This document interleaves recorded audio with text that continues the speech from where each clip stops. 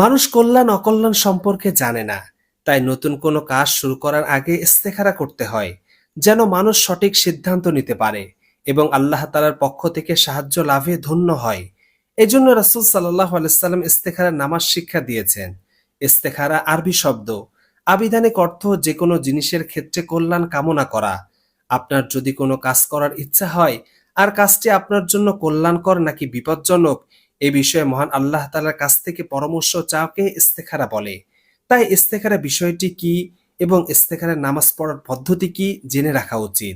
জাবির ইবনে আব্দুল্লাহ রাদিয়াল্লাহু তাআলা আনহু থেকে বর্ণিত, তিনি বলেন, রাসূলুল্লাহ সাল্লাল্লাহু আলাইহি সাল্লাম আমাদেরকে যেভাবে কোরআন শিক্ষা দিতেন, ঠিক সেভাবে প্রতিটি কাজে আমাদেরকে ইস্তেখারা বা কল্যাণ প্রার্থনা করার শিক্ষা দিতেন। তিনি বলতেন, যখন তোমাদের কেউ কোনো কাজের ইচ্ছা করে, তখন সে যেন 2 রাকাত নফল নামাজ আদায় করে নেয়।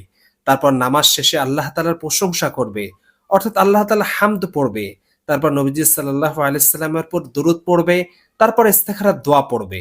দোয়াটি হলো, আল্লাহুম্মা ইন্নী আস্তাখিরুকা বিইলমিকা ওয়া আস্তাকদিরুকা বিকুদরতিকা ওয়া আসআলুকা মিন ফাদলিকাল আযীম ফাইন্নাকা তাকদিরু ওয়া লা আকদিরু ওয়া তা'লামু ওয়া লা আ'লামু ওয়া আনতা আল্লামুল গুয়ুব।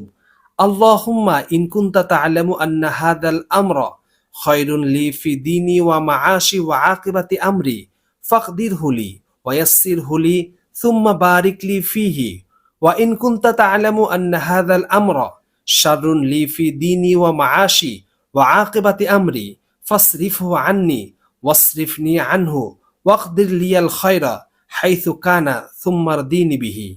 এ দোয়ার মধ্যে যেখানে হাদাল আমর শব্দটি আসবে, সেখানে মনে মনে যে কাজটির বিষয়ে সিদ্ধান্ত নিতে চাচ্ছেন সেটি স্মরণ করবেন। উক্ত দোয়া শেষ করে কারোর সাথে কথা না বলে কিবলামুখী হয়ে ঘুমিয়ে পড়বেন। ঘুম থেকে জাগার পর মন যেই দিকে সায় দিবে বা যেদিকে আগ্রহী হয়ে উঠবে, সেটি ফলাফল মনে করবেন। সে কাজের মধ্যে আপনার জন্য কল্যাণ রয়েছে।